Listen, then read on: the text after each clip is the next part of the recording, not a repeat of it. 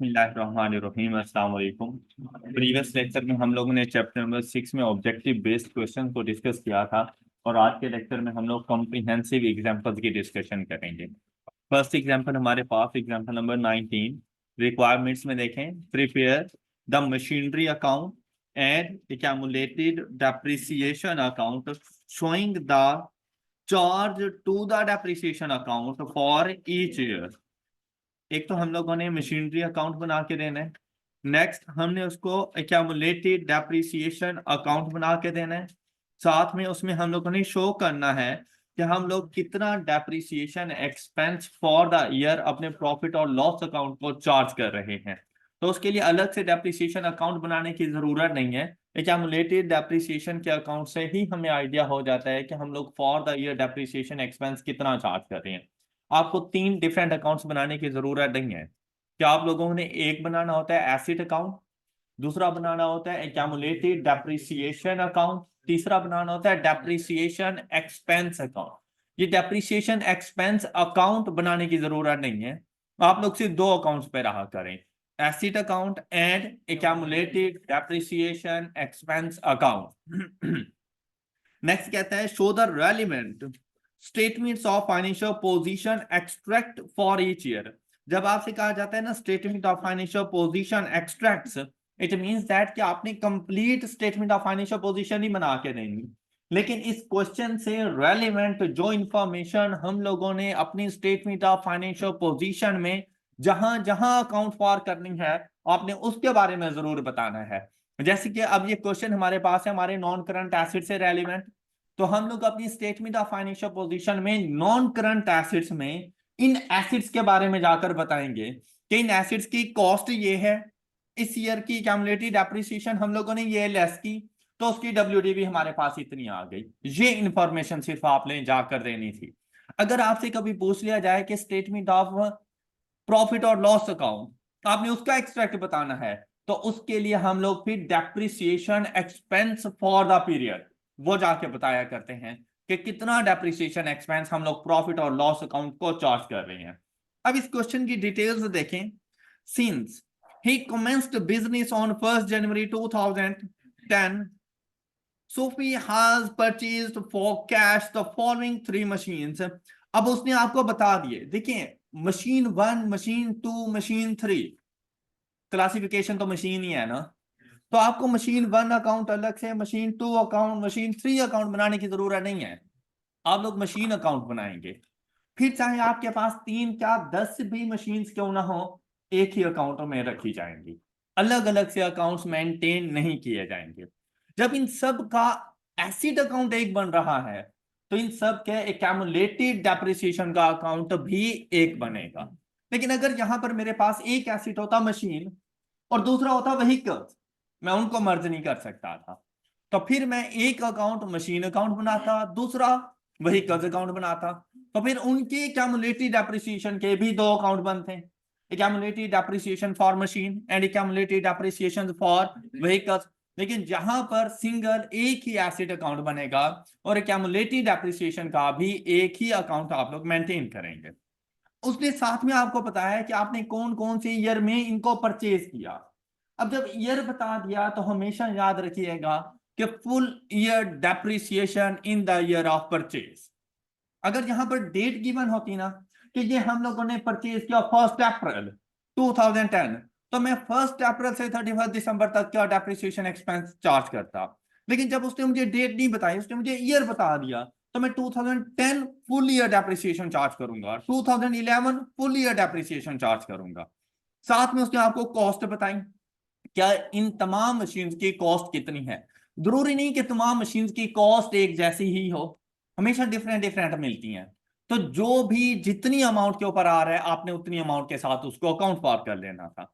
और फिर वो आपको बता रहा है कि आपने इसके ऊपर डेप्रिसिएशन रेट क्या चार्ज करना है।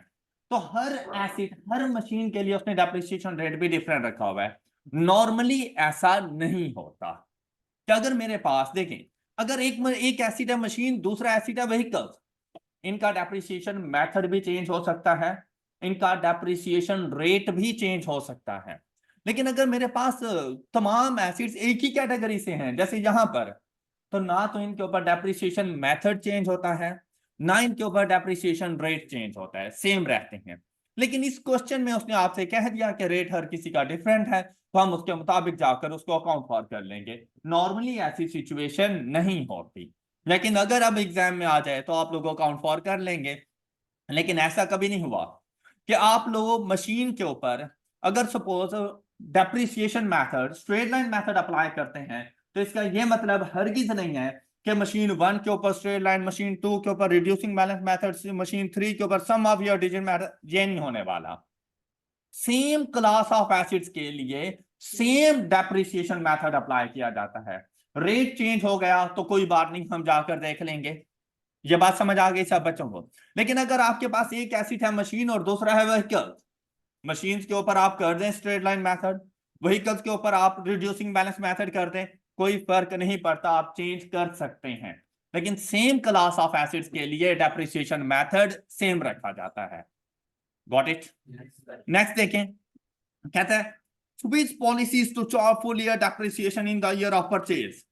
अब अगर ये बात हमें ना भी बताता तो डेटा से ही मुझे पता चल गया था कि मैंने फुल ईयर डेप्रिसिएशन चार्ज करनी है, irrespective of the date of purchase. मतलब हमें इस बात से कोई गर्ज नहीं है कि मैंने उसको कब परचेज किया, इवन के चाहे मैं उसको दिसंबर के मंथ में एसिड को क्यों नहीं परचेज कर रहा, मैं 1 मंथ का डेप्रिसिएशन एक्सपेंस नहीं चार्ज करूंगा, मैं फुल ईयर डेप्रिसिएशन चार्ज करूंगा। नेक्स्ट कहता है the reducing balance method is used to calculate depreciation. अब रिड्यूसिंग बैलेंस मेथड है। अब देखिए तमाम मशीन्स के ऊपर मेथड सेम है, सिर्फ फर्क आ रहा है डेप्रिसिएशन रेट का। क्योंकि जी हम लोग कैलकुलेट क्या करते थे, इसका formula 1 minus nth root of scrap over cost. तो हर मशीन की लाइफ डिफरेंट हो सकती है, हर मशीन की कॉस्ट डिफरेंट है, हर मशीन की स्क्रैप वैल्यू डिफरेंट है, तो उनके ऊपर आने वाला डेप्रिसिएशन रेट डिफरेंट हो सकता है। उसने आपको ये वाली सारी इंफॉर्मेशन नहीं बताई, उसने डायरेक्ट आपको डेप्रिसिएशन रेट बता दिया, तो आपके लिए उसने काम में थोड़ी आसानी पैदा कर दी। कहते हैं accounts of prepare to 31 December each year. अब अगर हम लोगों ने इसके अकाउंट्स बनाने हैं तो भाई सबसे पहले कोशिश क्या करें कि एसेट अकाउंट को कंप्लीट क्या करें। आपका आधा क्वेश्चन सॉल्व हो जाता है कि आप लोग सबसे पहले अपना एसेट अकाउंट कंप्लीट करें। ये देखें आपके पास एसेट अकाउंट बनेगा मशीनरी,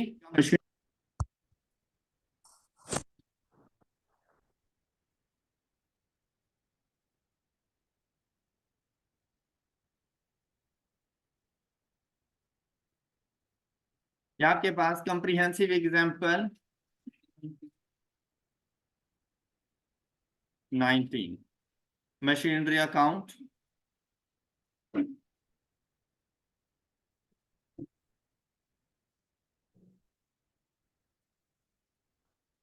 फर्स्ट 2010 में फर्स्ट परचेज की हम लोगों ने 4200 की, इसको जाकर रिकॉर्ड कर दें 2010 cash and 4200।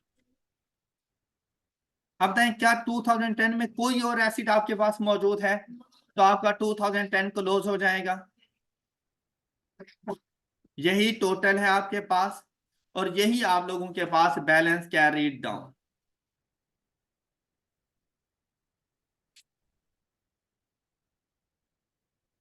Balance carry down 4200। Next year जब 2011 में आप लोग जाएंगे, आपके पास यही ओपनिंग बैलेंस आ जाएगा, बैलेंस ब्रॉट डाउन 4200। अब देखिए क्या 2011 में कोई एडिशन है, एक एडिशन मिली, कितनी अमाउंट की, 5000 की। सिंपली आप लोगों ने यहां पर रिकॉर्ड कर देना था कैश एंड 5000। अब देखिए इसका टोटल 9200, यही टोटल आपके अकाउंट की क्रेडिट साइड पे चला जाएगा और बैलेंस कैरी डाउन आपके पास होगा 9200। नेक्स्ट देखिए हम लोग पहुंचे 2012। सबसे पहले आप लोगों ने ओपनिंग बैलेंस लिखना होता है, बैलेंस ब्रॉट डाउन 9200। फिर 2012 में देखिए क्या एडिशन है 3500 की, तो यहां पर आपके पास कैश 3500। और देखिए एट द एंड ऑफ 2012 आपके पास आपके टोटल एसिड्स कितनी अमाउंट क्या आ गए, 12700। क्रेडिट साइड का टोटल भी यही लिखेंगे और बैलेंस कैरी डाउन 127 डबल। आपका एसिड अकाउंट कंप्लीट हो गया for 3 years 2010, 11 and 12 any issue. अच्छा, अब हम लोगों ने चलना है एक्यूमुलेटेड डेप्रिसिएशन के अकाउंट की तरफ। इस क्वेश्चन में अगर आप लोग देखें तो हम लोग सिर्फ और सिर्फ एडिशन के ऊपर फोकस कर रहे हैं कि ओपनिंग बैलेंस क्या था, ड्यूरिंग देयर एडिशन क्या हुई, और हमारे पास क्लोजिंग बैलेंस आ जाता है। तो हम लोग किसी भी ईयर में डिस्पोजल भी कर सकते हैं कि पहले से हमारे पास कोई एसेट मौजूद था और वो हम लोगों ने डिस्पोज कर दिया, ड्यूरिंग द ईयर हमने उसको सेल कर दिया, तो वो फिर एसेट अकाउंट की क्रेडिट साइड पे लिखा जाता है। ये आपके सिलेबस का पार्ट नहीं है, लेकिन मैं आप लोगों को डिस्पोजल से रेलिवेंट 2 से 3 क्वेश्चन जरूर सॉल्व करवाऊंगा। ओके, आपके क्वेश्चन में एज सच नहीं पूछा जाता, लेकिन कुछ पता भी नहीं है, तो इस वजह से मैं आपको थोड़ा बहुत इसके बारे में जरूर बता दूंगा कि डिस्पोजल्स की ट्रीटमेंट कैसे करनी है। अभी हम लोग अपनी स्टडी टेक्स्ट को ही फॉलो करेंगे। अब नेक्स्ट देखिए हमारे पास एक्यूमुलेटेड डेप्रिसिएशन का अकाउंट। एक्यूमुलेटेड, ये बात हमेशा याद रखिएगा कि एक्यूमुलेटेड डेप्रिसिएशन अकाउंट हमेशा कॉन्ट्रा एसिड अकाउंट होता है। अगर आप लोगों के पास एसिड्स का ओपनिंग है तो एक्यूमुलेटेड डेप्रिसिएशन का ओपनिंग होगा, एसिड का क्लोजिंग है एक्यूमुलेटेड डेप्रिसिएशन का क्लोजिंग होगा आपके पास। ऑल राइट, और अगर ड्यूरिंग द ईयर कोई भी एसिड्स वगैरह परचेज कर रही हैं या इवन के नहीं भी परचेज किया और आपके पास ओपनिंग मौजूद था, तब भी डेप्रिसिएशन एक्सपेंस आपके पास आएगा। ऑल राइट, अच्छा देखिए एट द स्टार्ट ऑफ 2010 आपने तो बिजनेस ही उसी दिन शुरू किया था, इससे पहले आपके पास एसिड थे ही नहीं। 2010 में पहला एसिड आपने परचेज किया, तो जब एसिड नहीं थे तो एक्यूमुलेटेड डेप्रिसिएशन का ओपनिंग भी नहीं था। ऑल राइट, अब फर्स्ट ईयर था आपके पास 2010 और फर्स्ट टाइम आप डेप्रिसिएशन एक्सपेंस चार्ज करने जा रहे हैं।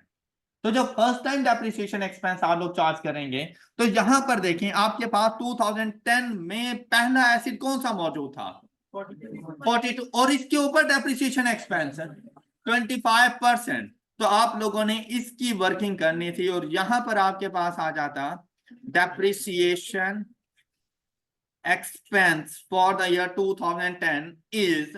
अब ये चीज आप लोग वर्किंग में जाया करें, और आप लोगों को एमसीक्यूज अगर सॉल्व करने हैं ना तो आपको वर्किंग्स का पता हो। जरूरी नहीं है फर्स्ट ईयर से ही आपसे पूछे, आपसे सब्सीक्वेंट ईयर कोई भी पूछ सकता है कि भाई मुझे इसका डेप्रिसिएशन एक्सपेंस बताओ। तो आप लोगों को पता होना चाहिए कि depreciation expense for the year हम लोग चार्ज कैसे किया करते हैं।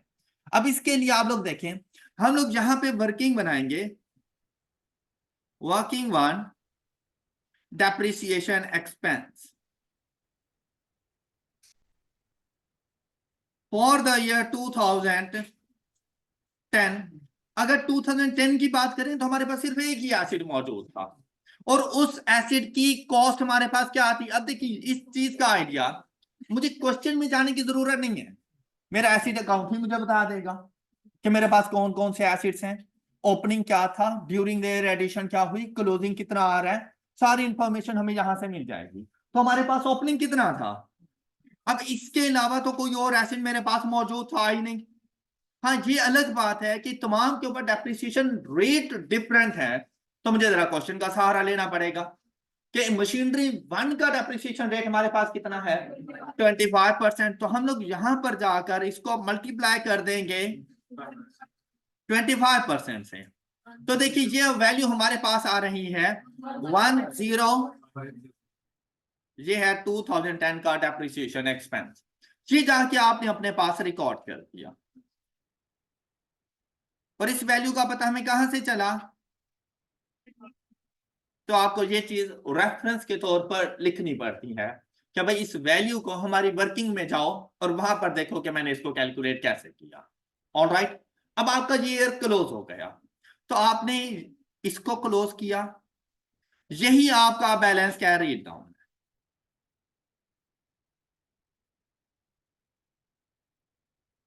और नेक्स्ट ईयर के लिए ये आपका बैलेंस ब्रॉट डाउन। अब हम लोग 2011 में पहुंच गए।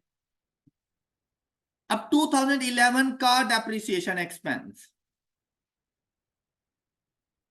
2011 के लिए डेप्रिसिएशन एक्सपेंस, मेरे पास रिड्यूसिंग बैलेंस मेथड है और वो भी हर एसिड के ऊपर डिफरेंट डेप्रिसिएशन रेट है।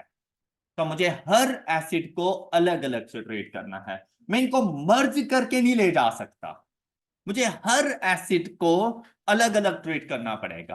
तो मैं यहां पर देखूं 2011 में, तो मेरे पास दो एसिड्स हैं। पहला एसिड जो मैंने प्रीवियस ईयर में लिया था वो मेरे पास मौजूद है, 4200 उसकी कॉस्ट थी। अब आप लोग उसकी कॉस्ट के ऊपर डेप्रिसिएशन चार्ज नहीं कर सकते, आपको उसकी WDV फाइंड करनी पड़ेगी। तो उसकी WDV आपके पास कितनी आ जाएगी, 4200, ये इसकी कॉस्ट, इसमें से माइनस कर दें अब तक ये जितना डेप्रिशिएट हो चुका, और इस वैल्यू के ऊपर 25% चार्ज कर दें। क्या आपको ये बात समझ आ गई? मतलब हर वैल्यू फाइंड करने की जरूरत नहीं है। आपसे बताएं कि कॉस्ट लेस एक्यूमुलेटेड डेप्रिसिएशन, ये इसकी WDV आ गई और मैंने WDV के ऊपर डेप्रिसिएशन रेट चार्ज कर दिया। अब जैसे ही WDV के ऊपर डेप्रिसिएशन रेट चार्ज किया तो मेरे पास वैल्यू क्या आ जाएगी, 787 पॉइंट।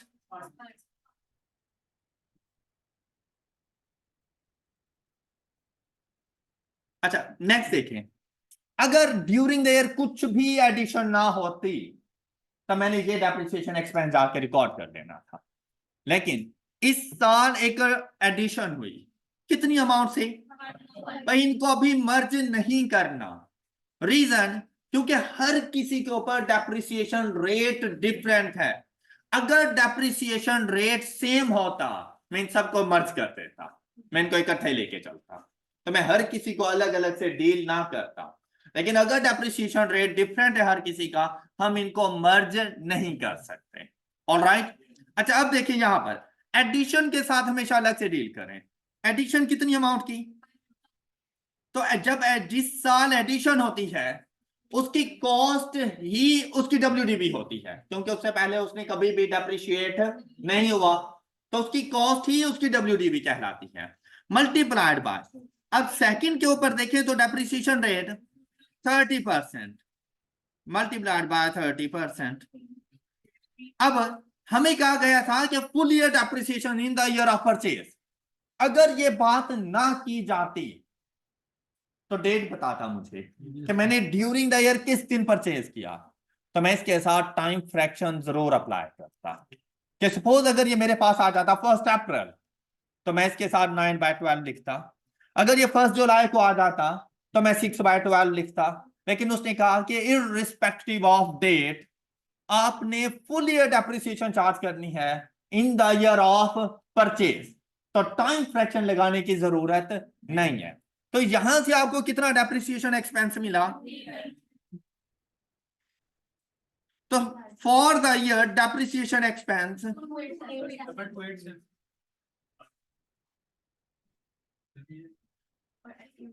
जी,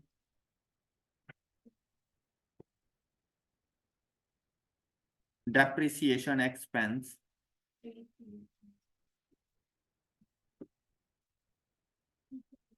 अब मैंने एक ही वर्किंग का नाम दिया हुआ है, तो वर्किंग 1, आप चाहें तो इसको वर्किंग 2 का नाम भी दे सकते हैं कि ये हमारे पास वर्किंग 2 है, तो यहाँ पर हम 2 लिख देंगे। और डेप्रिसिएशन एक्सपेंस आया 2287 पॉइंट, राउंड ऑफ करके भी लिखा जा सकता था, सिचुएशन पे डिपेंड करता है कि आप सिंपली 2287 लिख दें या 2288 लिख दें। तो आपके पास यहां से देखें क्लोजिंग बैलेंस क्या आएगा, 3337.5।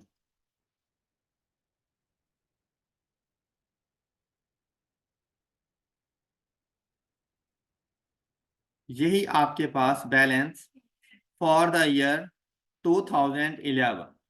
ऑल राइट, 2012 के लिए ओपनिंग बैलेंस बनेगा ये,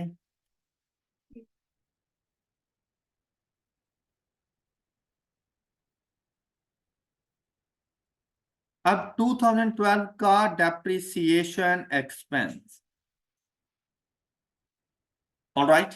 अच्छा, अब इसको कैसे कैलकुलेट करेंगे ये देखें। 2012 ओपनिंग बैलेंस अगर आप लोग देखें ना 2012 में, तो आपके पास वैल्यू आ रही है 9200 की। अगर सेम डेप्रिसिएशन रेट होता तो मैं 9200 उठा लेता, लेकिन यहां पर तमाम एसिड्स के ऊपर डिफरेंट डिफरेंट रेट है, मैं 9200 नहीं ले सकता यहां से, तो मुझे हर एसिड के साथ अलग अलग डील करना पड़ेगा। तो सबसे पहले अगर मशीन 1 की बात करें, तो मशीन 1 मेरे पास कॉस्ट कितनी थी, फर्स्ट ईयर में कितनी डेप्रिशिएट हुई, सेकंड ईयर में कितनी डेप्रिसिएशन हुई, ये इसकी WDV आ जाएगी, इसको मल्टीप्लाई कर देंगे तो देखिए आपके पास वैल्यू क्या आई जी, 591। नेक्स्ट, जो 2011 में आपने एडिशन की थी, अब आपने उसको लेकर आना है, तो 2011 में जो आपने एडिशन की उसकी एक कॉस्ट थी, और 2011 में आपने उसको डेप्रिशिएट किया, ये इसकी WDV आ गई फॉर द ईयर 2012, और इसको मल्टीप्लाई कर दिया इसके डेप्रिसिएशन रेट के साथ 1050। नेक्स्ट देखें, 2012 में एक एडिशन हुई 3500 and multiplied by 35%, and the answer is 122। ये आपके पास depreciation expense for the year 2866। ये वैल्यू जाकर आपने यहां पे लिख दी, accumulated depreciation account 2866। I hope कि आपको ये कैलकुलेशन अच्छे से समझ आ चुकी है। क्लोजिंग इज 0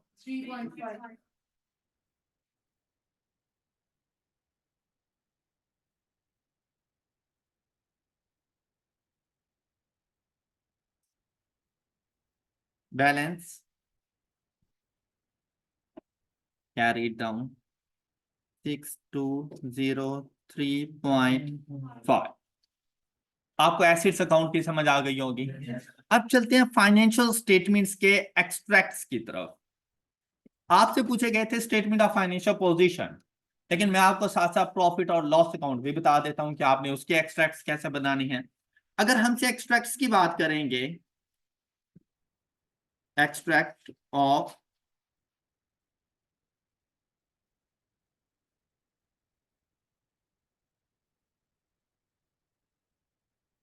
प्रॉफिट और लॉस अकाउंट, तो इसके लिए देखें हमारे पास ऐसी कौन सी चीज है जो हम लोग अपने स्टेटमेंट ऑफ प्रॉफिट और लॉस में लेकर जाएंगे, सिर्फ और सिर्फ डेप्रिसिएशन एक्सपेंस। क्या उसने आपसे कहा कि कौन सी ईयर का एक्सट्रैक्ट बताना है, तो आपने सबका बताना है। अगर वो मेंशन कर दे कि फॉर द ईयर 2012, तो फिर 10 और 11 बताने की जरूरत नहीं है, फिर सिर्फ 2012 बताना। लेकिन अगर वो साइलेंट है, तो जितना डाटा क्वेश्चन में आपको गिवन है, जितने ईयर्स के लिए आपने उतने का ही एक्सट्रैक्ट बना के देना है। तो इसके लिए ऐसा नहीं है कि हर किसी को अलग अलग डील करें, हम सिंपली यहां पे लिख देंगे 2012, 11 एंड 10। अब जाकर आप लोगों ने इसे बता देना है डेप्रिसिएशन एक्सपेंस। वैसे आप लोग 10, 11, 12 भी लिख सकते थे, लेकिन यहां पर हमेशा ऐसा होता है कि जो करंट ईयर होता है ना, वो सबसे पहले लिखा जाता है। तो हमारा करंट ईयर, हम लोग 2012 पे पहुंच चुके हैं, हमारा करंट ईयर 2012 है, तो सबसे पहले 2012 फिर उसका कंपैरेटिव मतलब उससे प्रीवियस ईयर 2011, फिर 2011 का कंपैरेटिव उससे प्रीवियस ईयर 2010। तो इसीलिए 12, 11 एंड 10 लिखा मैंने। आप 10, 11, 12 लिखते तब भी कोई मसला नहीं है इस लेवल के ऊपर। अब देखिए 2010 में डेप्रिसिएशन एक्सपेंस कितना था आपके पास, 1050। 2011 में और 2012 में 2। और इस चीज का पता आपको कहां से चला, वर्किंग वन से, क्योंकि आप लोगों ने अपनी वर्किंग्स में हर साल का डेप्रिसिएशन एक्सपेंस अलग अलग से कैलकुलेट किया हुआ था। ऑल राइट, नेक्स्ट बस इतना सा था स्टेटमेंट ऑफ प्रॉफिट और लॉस अकाउंट का एक्सट्रैक्ट। अब अगर हम लोग नेक्स्ट बात करें extract of financial position, balance sheet की,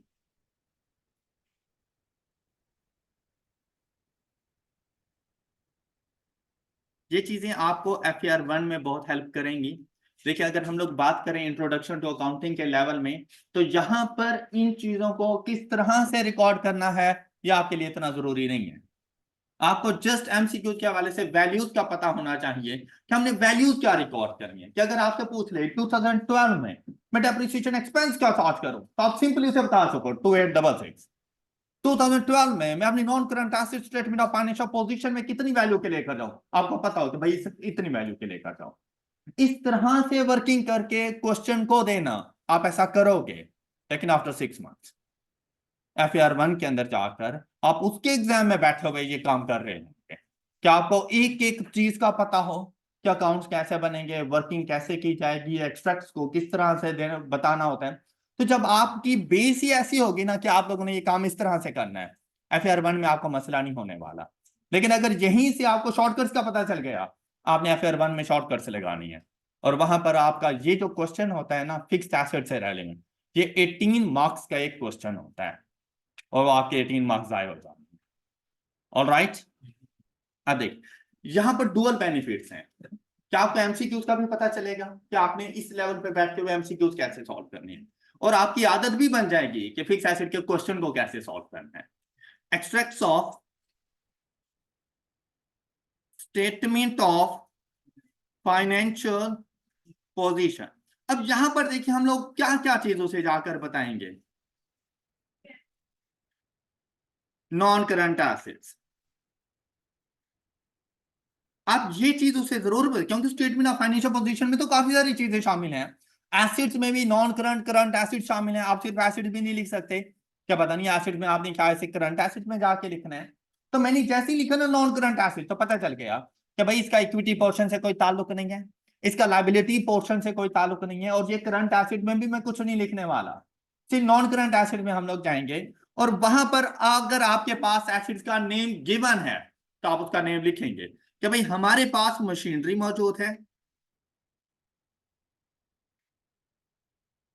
और इसके बारे में आपने दो इंफॉर्मेशन देनी होती है कि भाई इसकी कॉस्ट क्या है और टू डेट इसकी एक्यूमुलेटेड एप्रिसिएशन क्या है। Cost and accumulated depreciation. अब इस सारी चीज का पता आपको आपके अकाउंट से चलना है।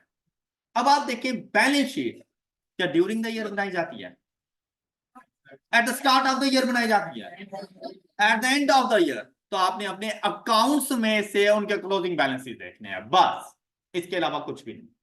जो आपने अपने अकाउंट्स बनाए हुए हैं उन अकाउंट्स के बैलेंस कैरी डाउन आपने यहां पर लेकर आने हैं। यहां पर भी बिल्कुल ऐसे ही आप उसे बताएं कि फॉर द ईयर 2000,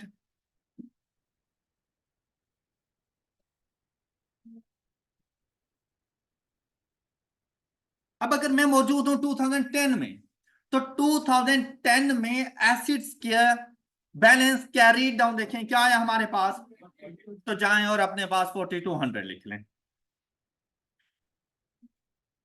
बस आपको ये सोचने की जरूरत ही नहीं है मेरे पास एक एसिड है, दो हैं, 10 हैं, ड्यूरिंग द ईयर परचेज की नहीं की, कुछ नहीं सोचना। जो बैलेंस कैरी डाउन है वो जाकर उसे बता दो। इसी तरह 2011 के लिए भी आप जाएंगे और अपने पास क्लोजिंग बैलेंस देखें, तो आपने यहां पर आकर 9200 लिख देना है। फिर 2012 का क्लोजिंग बैलेंस देखें, 12700 आपने ये लिख दिया। फिर आ जाएंगे कैमुलेटेड डेप्रिसिएशन के अकाउंट में। तो क्लोजिंग का कंपैरिजन क्लोजिंग के साथ ही होता है। तो आप लोगों ने कैमुलेटेड डेप्रिसिएशन का भी क्लोजिंग बैलेंस कैरी डाउन देने हैं। तो 2010 के लिए बैलेंस कैरी डाउन था, आपने यहां पर लिख देना है 1050। 2011 का बैलेंस कैरी डाउन देखें,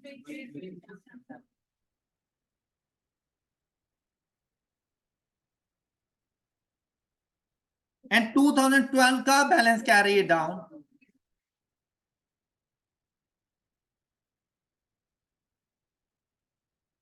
और कॉस्ट में से कैमुलेटेड डेप्रिसिएशन।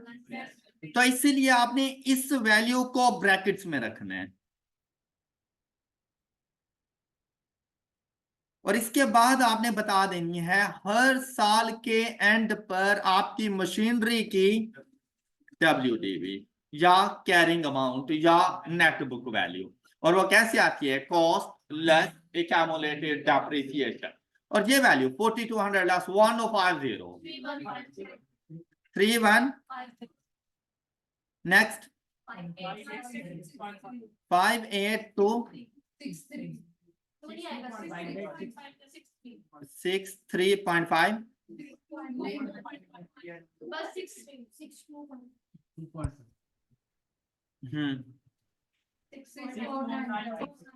6496.5।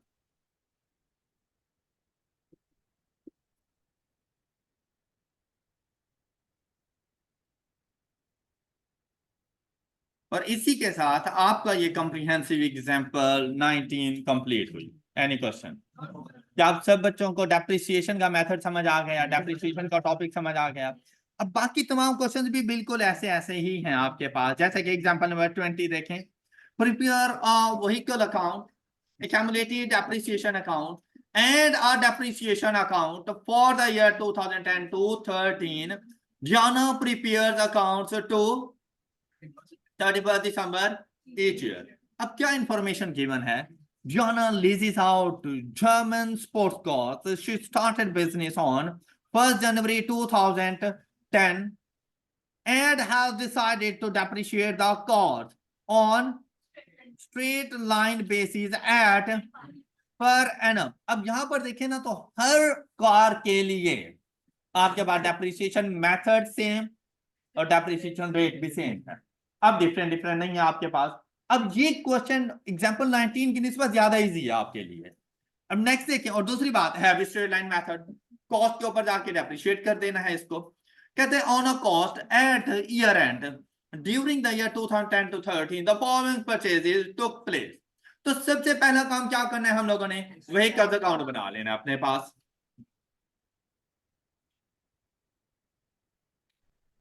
जी example number 20 comprehensive example 20।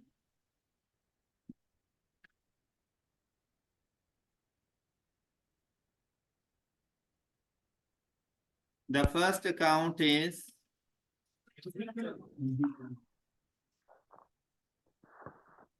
vehicles account.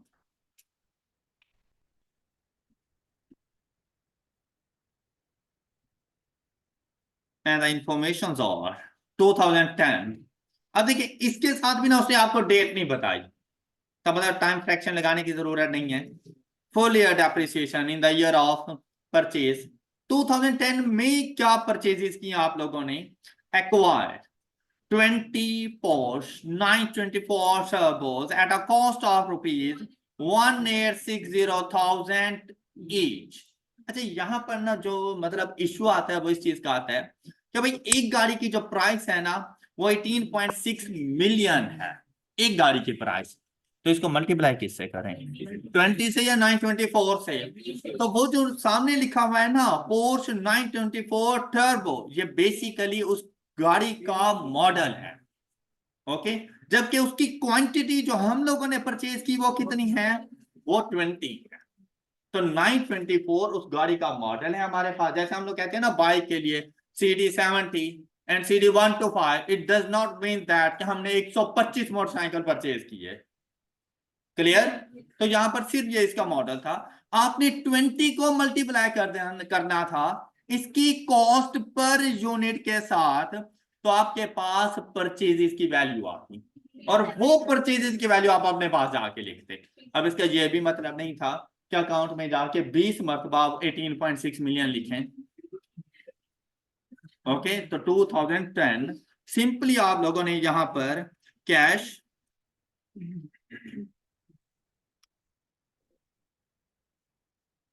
और हम लोग ऑल अमाउंट्स इन ₹1000 ले रही हैं।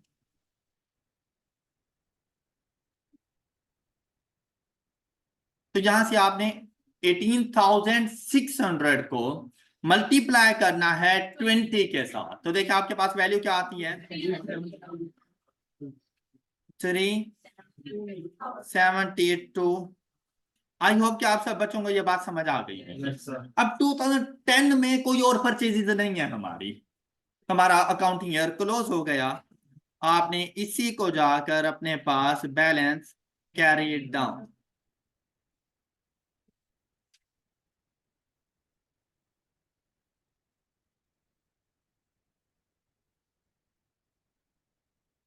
टू 2011 के लिए ये balance brought down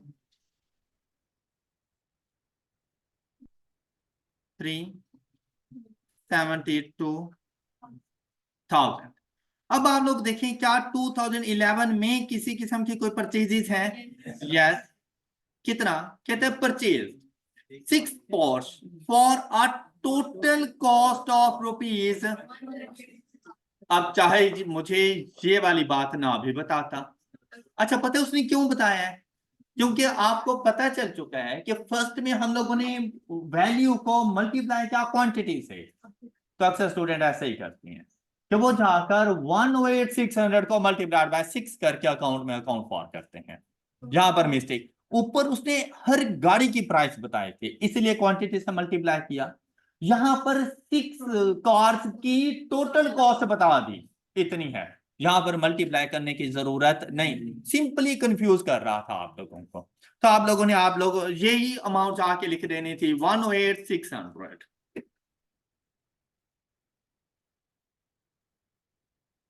cash, and the balance is 4,800.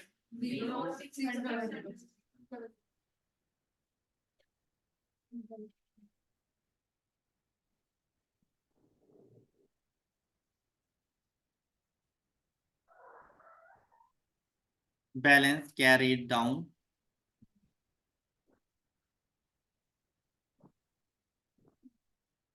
ये वो टॉपिक्स हैं जो आप लोगों की लाइफ में बहुत ज्यादा इंपॉर्टेंस रखते हैं। और अगर आप लोगों ने चार्टर्ड अकाउंटेंट बनना है तो अब जो आप अकाउंटिंग पढ़ रहे हैं ना, इसने आपकी लाइफ में बहुत ज्यादा इंपॉर्टेंस रखती है, और इसके बगैर फिर अकाउंटिंग बहुत मुश्किल होती है।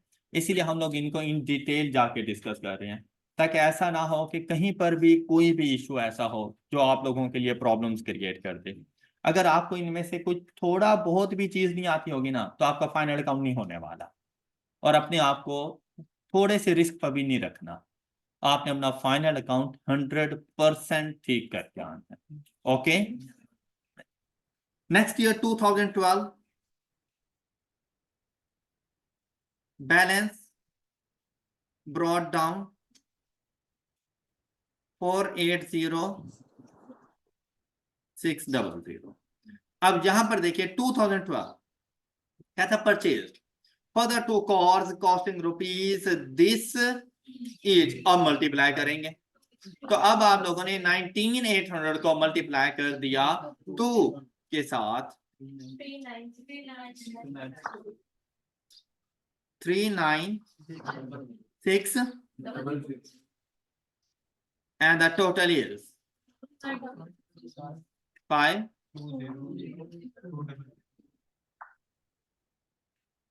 आई होप कि ये बात क्लियर है अब सब बच्चों को। Balance carry it down 5,20,200।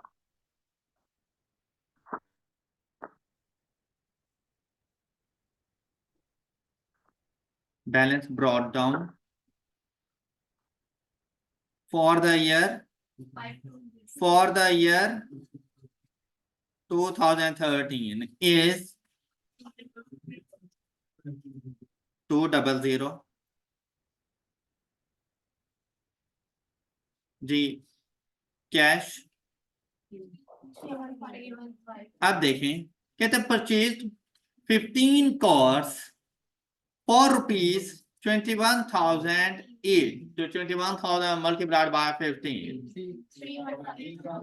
3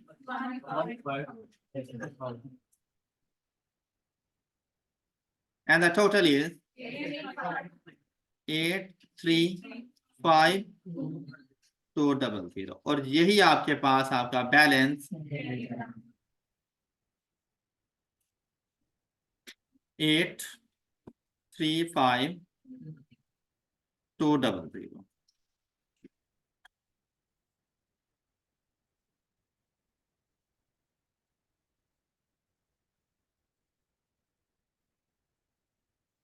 clear? कोई इशू?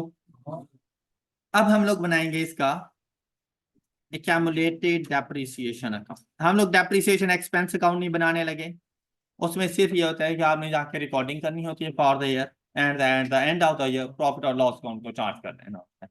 तो हमें यहां से भी पता चल जाएगा accumulated depreciation account.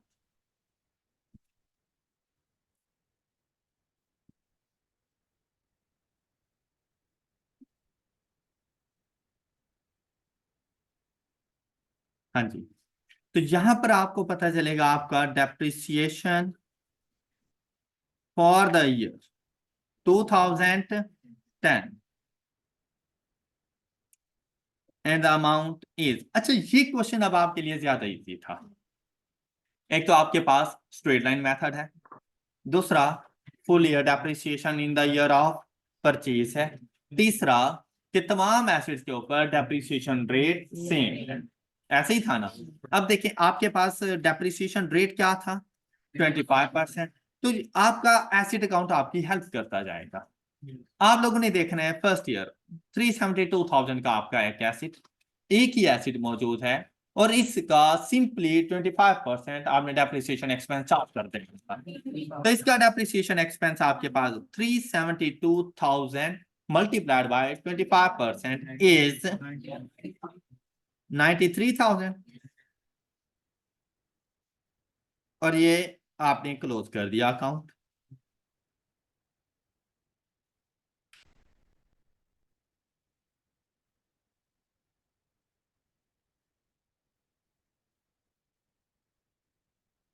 Balance brought down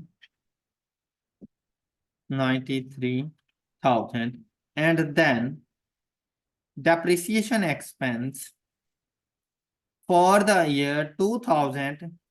अच्छा, अब यहां पे बात सुनिए, अगर मेरे पास परचेज होती ड्यूरिंग द ईयर और मुझे डेट गिवन होती और मैंने उस परचेजेस के ऊपर प्रोपोर्शनेट बेसिस पे चलता कि टाइम फ्रैक्शन अप्लाई करता, तो कभी भी उसको ओपनिंग का पार्ट ना बनाओ। क्या मेरी बात समझ आई है? क्योंकि ओपनिंग के ऊपर ना पूरे साल का डेप्रिसिएशन एक्सपेंस चार्ज होना होता है। ये जो अब नेक्स्ट ईयर के लिए मेरे पास मौजूद है 372,000, ये तो पूरा साल मेरे पास रहा, इसके ऊपर टाइम फ्रैक्शन लगाने की जरूरत नहीं होती, इसने पूरे साल के लिए डेप्रिशिएट होना होता है। तो 372,000 मल्टीप्लाइड बाय 25%। बात आती है एडिशन की। एडिशन के लिए आपने देखना है कि अगर एडिशन के ऊपर टाइम फ्रैक्शन लगना है तो एडिशन को ओपनिंग बैलेंस का पार्ट ना बनाओ, क्योंकि ओपनिंग ने फुल ईयर डेप्रिशिएट होना है और एडिशन ने प्रोपोर्शनेट बेसिस पे चलना है, कुछ अरसे के लिए डेप्रिशिएट होना है, तो दोनों को सेपरेट रखा जाता है। ये बात क्लियर हुई? लेकिन जब आपको पता है कि ओपनिंग ने भी पूरे साल के लिए डेप्रिशिएट होना है और एडिशन ने भी पूरे साल के लिए डेप्रिशिएट होना है, तो अलग अलग करने की जरूरत नहीं। क्लियर? यहां पर मैं एडिशन को अपनी ओपनिंग का पार्ट बनाकर डेप्रिसिएशन एक्सपेंस चार्ज कर दूंगा। मुझे एडिशन अलग से डील करने की जरूरत नहीं है। क्यों? क्योंकि दोनों के ऊपर पूरे साल का डेप्रिसिएशन एक्सपेंस चार्ज करना है, टाइम फ्रैक्शन लगाने की जरूरत नहीं। क्लियर है अब ये बात? तो देखो आपके पास 372,000 प्लस 108,600, तो टोटल कितना बैलेंस आ गया? 480,600। 480,600 multiplied by 25%, depreciation expense for the year 2011 आ जाएगा आपके पास। Clear? And the value is 120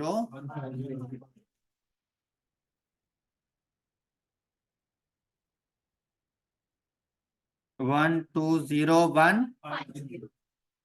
अब देखिए आपके पास द टोटल इज 213, और ये सेकेंड ईयर का बैलेंस कैरी डाउन। आप लोग जब भी प्रैक्टिस के लिए कोई भी क्वेश्चन सॉल्व करने के लिए बैठें तो आई कैप के सॉल्यूशन को ना देखा करें, खुद से क्वेश्चन सॉल्व करें। जब कंप्लीट हो जाए सिंपली जाके सिर्फ मैच करें कि उन्होंने डेप्रिसिएशन एक्सपेंस कितना चार्ज किया और मैंने कितना किया। अगर ये वैल्यूज इक्वल मिल जाए तो आपका सोल्यूशन बिल्कुल ठीक है। मैं अपने एसिड की WDV क्या कैलकुलेट कर रहा हूं और उन्होंने क्या की, आंसर मैच हो जाए बिल्कुल ठीक है। ये देखने की जरूरत नहीं है उन्होंने कैसे किया और मैंने कैसे किया, वहां पर आप कंफ्यूज हो जाओ। क्लियर? उनके मेथड को ना देखो, सिर्फ उनकी वैल्यू को देखो कि वैल्यू क्या कैलकुलेट की गई है।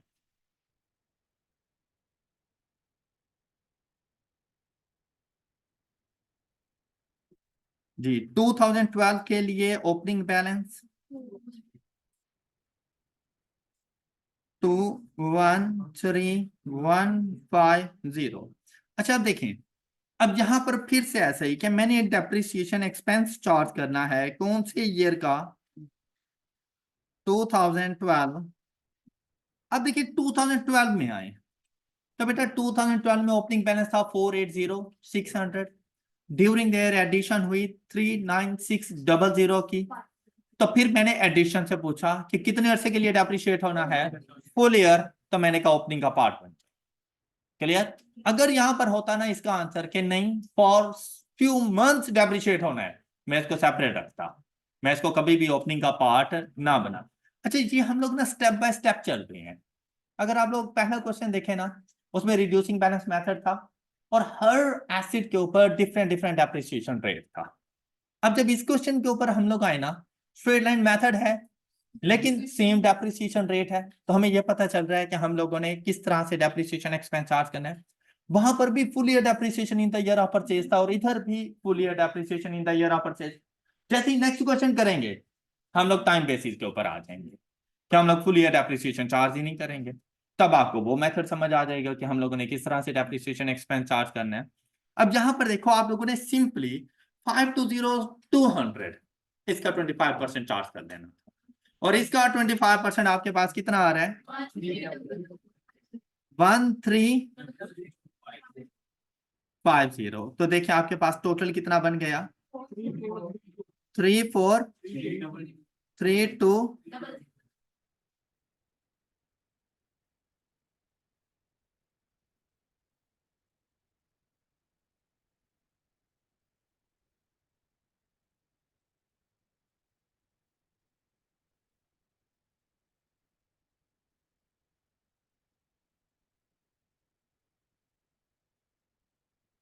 For the year 2013, the balance brought down is 343200। अच्छा अब आप बताएं कि depreciation expense for the year 2013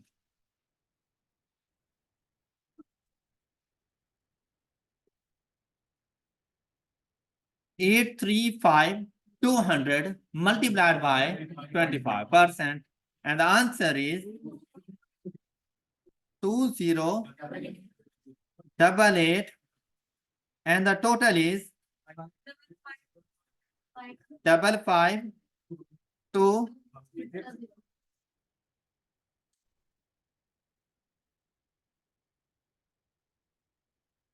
balance carried down 55,200,000।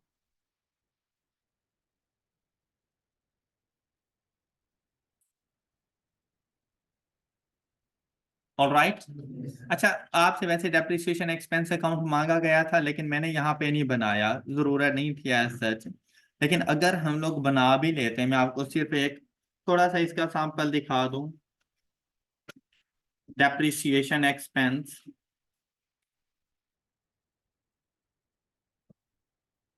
Depreciation expense.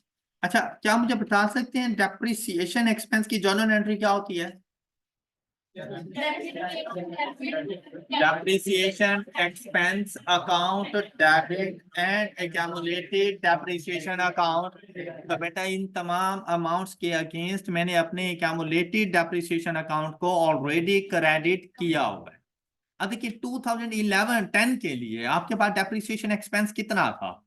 93,000। आपने सिंपली इसको यहाँ पे लिखना था 93,000, लेकिन आप इसके साथ रेफरेंस क्या देते हैं? Accumulated depreciation 2000। अब देखिए यही चीज एक्यूमुलेटेड डेप्रिसिएशन की क्रेडिट साइड पे मौजूद है। जब क्लोजिंग के लिए जाएंगे तो एक्यूमुलेटेड डेप्रिसिएशन तो अपना बैलेंस कैरी डाउन दे देगा, लेकिन यहां पर आपको depreciation expense balance carry down नहीं देगा। ये प्रॉफिट और लॉस अकाउंट को जाके चार्ज कर देंगे 93 तब, और ये क्लोज हो गया। ऑलराइट। अच्छा, अब अगर बात करें 2011 सेम एक्यूमुलेटेड एप्रिसिएशन, देखिए क्या वैल्यू आई थी आपके पास 2011 के लिए? 120,150।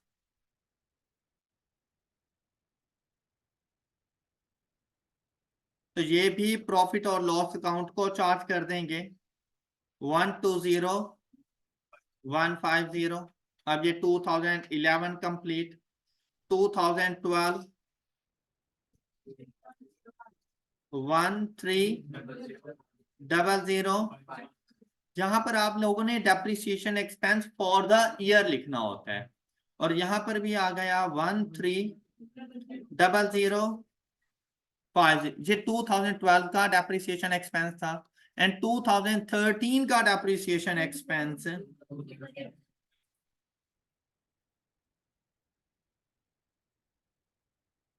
20,8800। प्रॉफिट और लॉस काउंट को चार्ज करेंगे। ये आपका डेप्रिसिएशन एक्सपेंस भी कंप्लीट हो गया। अब अगर आप इसके सॉल्यूशन के साथ मैच करें तो सेम यही वैल्यूज ही आपको नजर आएंगी। आई होप कि आपको चीजें समझ आ चुकी हैं। नेक्स्ट हमारे पास एग्जांपल 21 है, लेकिन उससे पहले आप मुझे एग्जांपल 20 में एक्सट्रैक्ट्स ऑफ फाइनेंशियल स्टेटमेंट्स बना कर दें। Extracts of financial statements. Extracts of financial statements की अगर बात करें तो इसके लिए एक्सट्रैक्ट्स बहुत सिंपल से थे हमारे पास।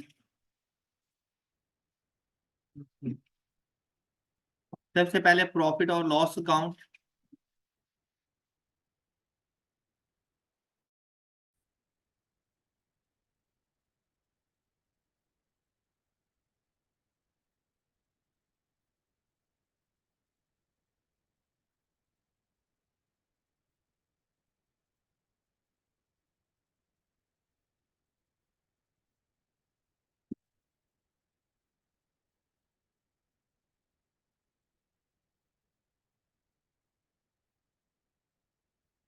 And then balance sheet.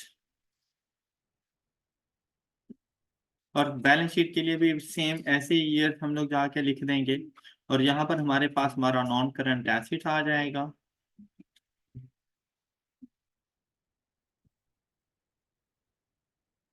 Profit और लॉस अकाउंट में हम लोगों ने सिंपली डेप्रिसिएशन एक्सपेंस को रिकॉर्ड करना है। अब यहाँ पर देखें तो ये तो डेप्रिसिएशन एक्सपेंस के अकाउंट से ही हमें पता चल गया कि हम लोगों ने क्या डेप्रिसिएशन एक्सपेंस जाके रिकॉर्ड करना है। 93,000, 120, 150, 1300 एंड अच्छा, ये अब जानबूझ के मैंने 10, 11, 12, 13 लिखा कि अभी इससे कोई फर्क नहीं पड़ता कि आपने 10 पहले लिखते हैं या 13 को पहले लिखते हैं, अभी के लिए कोई फर्क नहीं पड़ता। FR1 में करंट ईयर पहले लिखा जाता है और बाद में उसको कंपैरेटिव बताया जाता है। नॉन करंट एसिड की बात करें तो हमारे पास ये एसिड अकाउंट कौन सा है? व्हीकल्स। तो व्हीकल्स की कॉस्ट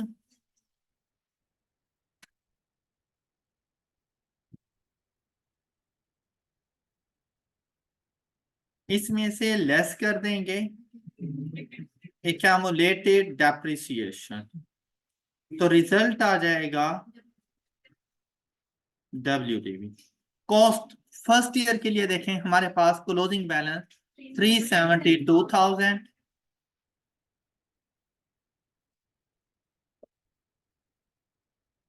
2011 के लिए 480,600,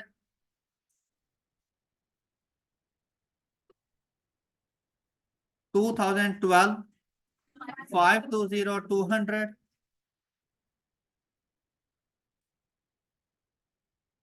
and 2013 835,200।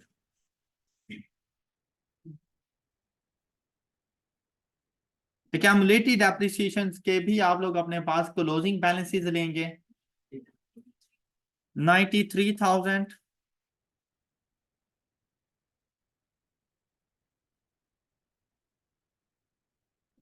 213,150,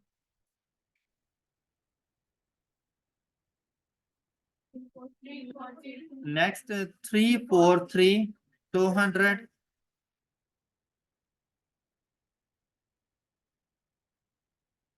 and the last one is 552,000।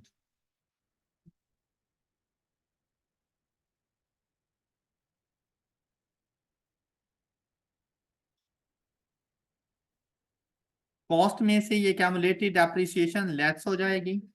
तो 2010 के एंड पर हमारे पास एसिड्स की WDV होगी तो ये वो अमाउंट है जो 2010 की बैलेंस शीट में as non current assets show हो रही होगी। नेक्स्ट देखें, for the year 2011 267, next 177, and the last one is 283,200। I hope कि किसी स्टूडेंट को कोई इशू नहीं होना, सब बच्चों को समझ आ गई इस चीज की। Next question 21। अब यहां पर देखें सिर्फ डेट्स आ गई, सेम वही मेथड्स हैं कि हमारे पास ओपनिंग बैलेंस होगा, एडिशन होगी ड्यूरिंग द ईयर, लेकिन एडिशन के साथ अब डेट्स मौजूद हैं। और साथ में हमें क्या कहा कि 1 जनवरी को हम लोगों ने बिजनेस का स्टार्टअप लिया, फाइनेंशियल ईयर एंड हो रहा है 31 दिसंबर। ये बहुत ही इंपॉर्टेंट डेट है कि आपको पता हो कि हमारा फाइनेंशियल ईयर एंड कब हो रहा है, क्योंकि हमने depreciation expense for the year उस डेट तक चार्ज करना होता है। फिर आपको कुछ डिटेल्स बता दी, कहते हैं डेप्रिसिएशन इज ओवर 10 ईयर्स। अब यहां पर डेप्रिसिएशन रेट नहीं बताया, यूजफुल लाइफ बता दी। और हम लोगों ने कौन सा मेथड अप्लाई करना है? machines being depreciated for the proportion of the year that they are on, means full year depreciation charge नहीं करनी in the year of purchase acquisition। All right, हाँ, जो ओपनिंग बैलेंस है उसके ऊपर फुल ईयर डेप्रिसिएशन ही आनी है, लेकिन जो ड्यूरिंग द ईयर परचेज है तो वो जितने अरसा वो एसिड हमारे पास रहा उतने अरसे के लिए डेप्रिशिएट होगा। और तमाम एसिड्स के लिए यूजफुल लाइफ 10 ईयर्स। अब तो हर क्वेश्चन में थोड़ा थोड़ा चेंज आ रहा था। हमने क्या बताना है? Machinery account, provision for depreciation account, provision stand for accumulated depreciation, allowance for depreciation account, ये एक ही नेम है। provision for depreciation account, allowance for depreciation account and accumulated depreciation account, एक ही बात है। and the last one statement of financial position extract।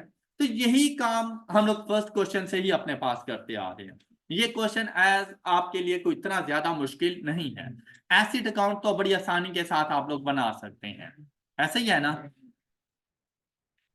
The acid is machinery. Example 29, 21, sorry.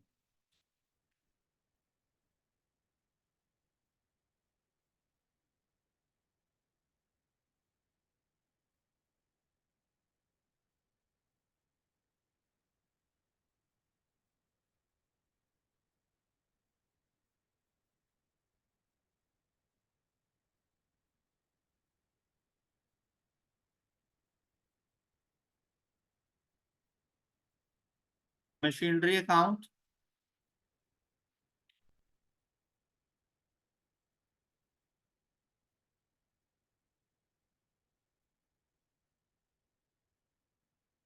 First January 2023, one machine costing ₹1400। तो अब साथ साथ dates आप लोगों ने जरूर लिखनी है। 1 जनवरी 23, कैश 1400। अब देखिए क्या 23 में कोई और एसिड परचेज किया? नहीं। तो आपने सिंपली इसको क्लोज किया। ये आप लोगों के पास 23 के लिए बैलेंस कैरीड डाउन 1400। फिर आप लोग 1 जनवरी 24 ब्रॉड डाउन बैलेंस 1400। अब देखें क्या 24 में कोई एडिशन है? तो दो एडिशन हैं 24 में, तो आपने दोनों को अकाउंट फॉर करना है। पहली 1 जुलाई को 2 मशीन कॉस्टिंग ₹600 ईच, तो हम लोग जाके 600 लिख लें। 1200 कैश कब? 1 जुलाई। Then on 1 October 1000 cash 1 October 24। अब क्या 24 में कोई और addition? And the total is 3600। जब अकाउंट्स बना रहे हो तो कोशिश क्या करें, चाहे क्रेडिट साइड पे कुछ भी ना हो, लेकिन अगर डेबिट साइड का टोटल जोन सी लाइन पर है, क्रेडिट का टोटल बिल्कुल उसके पैरेलल होना चाहिए। पर ये जरूरी नहीं कि आप उसके टोटल को ऊपर जाके लिखें, तो आप ये टोटल सेम इधर आके लिखो। और बैलेंस कैरीड डाउन हमेशा टोटल से एक लाइन ऊपर लिखा करो, 3600। इस तरह से अकाउंट की क्लोजिंग क्या करो। Okay, next 1 January 25 brought down 3600। और आपके पास 25 में किसी किस्म की कोई एडिशन नहीं है। ये कोई रूल नहीं होता कि अगर एडिशन है तो फिर हर साल होनी चाहिए, ऐसी कोई बात नहीं है।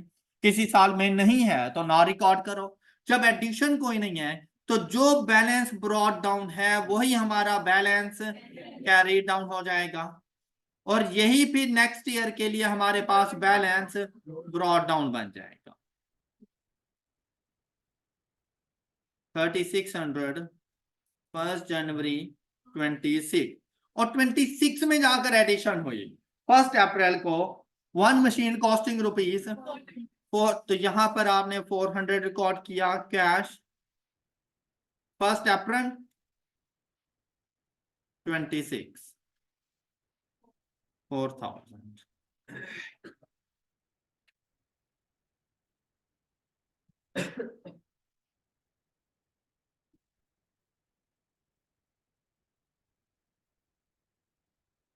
ऑलराइट, अब अगर हम बात करें क्यूमुलेटेड डेप्रिसिएशन अकाउंट की,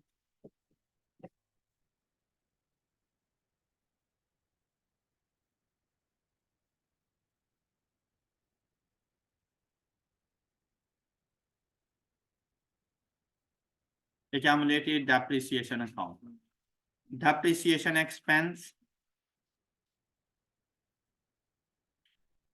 for the year 2023।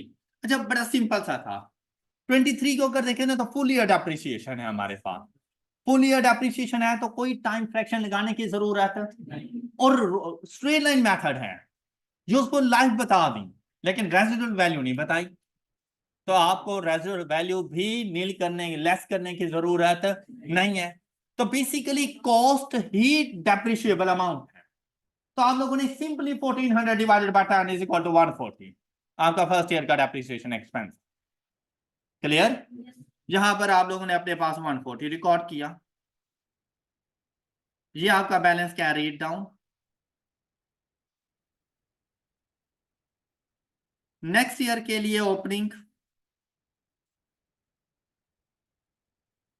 And depreciation expense for the year. अब अगर आप लोग 24 में देखें ना, और मुझे अगर पॉलिसी बताई जाती है कि full year depreciation in the year of purchase, ये क्वेश्चन ज्यादा इजी था, मतलब मैं फिर simply 3600 divided by 10 is equal to 360 जाके चार्ज कर देता। लेकिन अब इस क्वेश्चन में मैंने ऐसा नहीं करना, प्रीवियस क्वेश्चन में मैं ऐसा ही कुछ करता रहा, लेकिन अब इस क्वेश्चन में ऐसा नहीं करना। क्यों? क्योंकि ये जो 1200 वाला एसिड मैंने परचेज किया, इसने डेप्रिशिएट होना है फॉर 6 मंथ्स। जो मैंने 1000 का एसिड परचेज किया, इसने डेप्रिशिएट होना है फॉर 3 मंथ्स। और जो मेरे पास ओपनिंग मौजूद है, उसने डेप्रिशिएट होना है फॉर कंप्लीट ईयर। ऑलराइट, तो मैं इनको मर्ज नहीं कर सकता। आई होप कि अब आपको मेरी वो पहले वाली बात याद अच्छे से समझ आई होगी कि कब मैं इनको मर्ज कर रहा था और कब मैंने इनको मर्ज नहीं करता। अब हम इन सबको अलग अलग लेकर चलेंगे, तो हम लोग वर्किंग पे जाएंगे और इनका डेप्रिसिएशन एक्सपेंस कैलकुलेट करेंगे। Working one, depreciation expense for the year 2024। अच्छा, अब मुझे ये भी देखने की जरूरत नहीं है कि भाई ओपनिंग में कौन कौन से एसेट्स हैं, क्योंकि हर किसी के ऊपर सेम डेप्रिसिएशन रेट, मतलब हर किसी की लाइफ बराबर है। तो इसलिए मुझे ओपनिंग को भी अलग अलग से क्लासिफाई करने की जरूरत नहीं। मैं सिंपली, जब भी आप लोगों ने डेप्रिसिएशन एक्सपेंस कैलकुलेट करना हो, सबसे पहले आप उसका ओपनिंग बैलेंस उठाया करें। तो 2024 में एसिड्स का ओपनिंग चेक करें कितने हमारे पास, तो 1400 को सबसे पहले डेप्रिशिएट करो, 1400 divided by is equal to, फिर आ जाए करो एडिशन के ऊपर, फिर चाहे वो एक एडिशन हो, 2 हो, 10 हो, कोई फर्क नहीं पड़ता, हर एडिशन को अलग अलग से ट्रीट करो। पहली एडिशन, अब एडिशन को भी मर्ज नहीं करना क्योंकि दोनों की वैल्यूज भी चेंज है और टाइम ड्यूरेशन भी चेंज है। तो पहली एडिशन आपके पास है 1200, तो आपने इसको 1200 divided by 10 multiplied by time fraction, and the time fraction is from the date of purchase to the accounting year end date। ये जो 6 मंथ्स हैं, ये 1 जनवरी से 30 जून वाले नहीं है, ये 1 जुलाई से 31 दिसंबर वाले 6 मंथ्स हैं हमारे पास। लास्ट के 6 मंथ देखो। फिर अगर नेक्स्ट एडिशन की बात करें 1000, अच्छा इसके ऊपर वैल्यू आ जाएगी 60। फिर बात करें इधर 1000 divided by 10 and multiplied by 25। ये बात क्लियर? तो depreciation expense for the year 2024 is, और अगर यहां पे पॉलिसी चेंज होती कि full year depreciation in the year of purchase, तो फिर डेप्रिसिएशन एक्सपेंस 360 बनता, लेकिन अब कितना बन रहा है 225। तो ये आकर आप लोगों ने यहां पे रिकॉर्ड किया, and the value is 365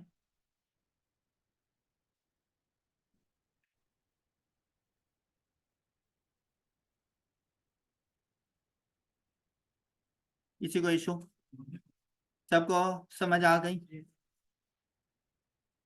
brought down 365, then depreciation expense for the year अब अगर 25 की बात करें ना तो कोई एडिशन नहीं हुई थी, बड़ा सिंपल सा था, ओपनिंग बैलेंस उठाते, ओपनिंग बैलेंस कितना है 3600। अब ये देखने की जरूरत नहीं है कि भाई इसमें 3 किस्म की एसेट शामिल हैं, ये नहीं देखने की जरूरत, सिंपली 3600। अब इसने फुल ईयर डेप्रिशिएट होना है, चाहे वो प्रीवियस ईयर में आया या उससे प्रीवियस ईयर में आया, हमें इस बात से कोई गर्ज नहीं है। तो 3600 divided by 10 is equal to, तो ये आपने डेप्रिसिएशन एक्सपेंस चार्ज कर दिया।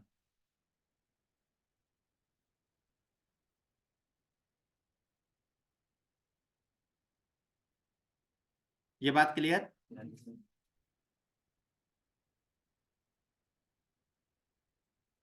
Brought down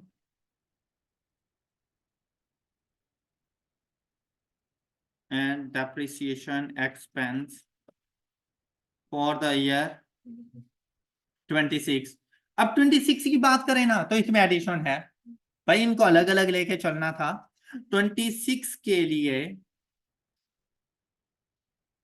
opening balance 3600 divided by is equal to then addition divided by and multiplied by 9/12 from 1st April to 31st December, 9/12, and the answer is, and depreciation expense for the year is। अब अगर यही question आपको देकर वो आपसे for the year 2026 का depreciation expense पूछ ले 25 24, तो आई होप कि आप इजीली उसे आंसर कर सकते हैं। 390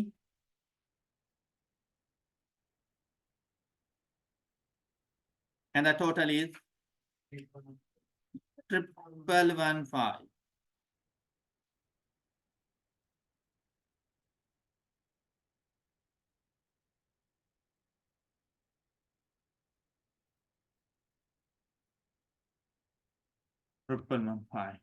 एनी इशू?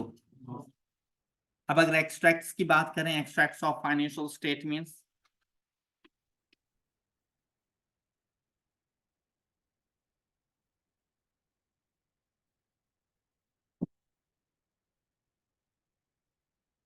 और स्टेटमेंट ऑफ फाइनेंशियल पोजीशन, कौन सा एसेट था आपके पास? ये मशीनरी।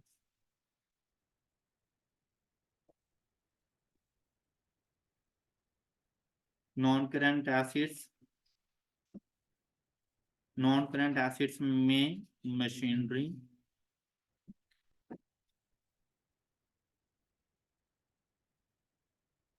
की कॉस्ट लेस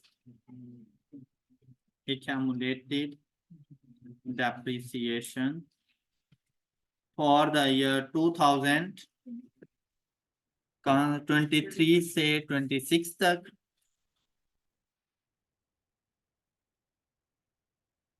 23 4 and 20 कॉस्ट। सबसे पहले हमारे पास एसिड की cost 1400,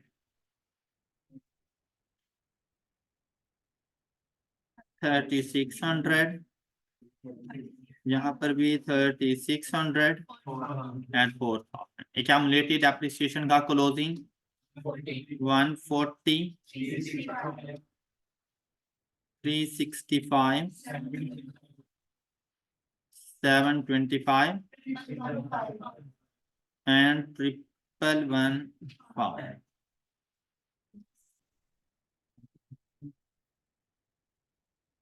and the WDV 1260 32 35 28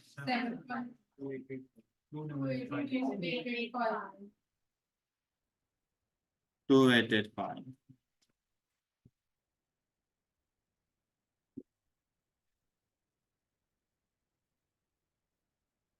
I hope कि आप लोगों को ये कॉम्प्रिहेंसिव एग्जाम्पल नंबर 19 20 21 अच्छे तरीके से समझ आ गई होंगी। ये 22 इजी सी एग्जाम्पल है, लेकिन इंशाल्लाह हम लोग कल इसको दोबारा से जरा डिस्कस करेंगे 22 एंड 23 को। और साथ में कुछ एडिशनल प्रैक्टिस क्वेश्चंस आपके साथ में शेयर करूंगा जिसमें डिस्पोजल का कॉन्सेप्ट भी होगा। और नेक्स्ट लेक्चर इंशाल्लाह डेप्रिसिएशन से रेलिवेंट लास्ट लेक्चर हमारा होगा। अपना ख्याल रखिएगा। अल्लाह हाफ़िज़।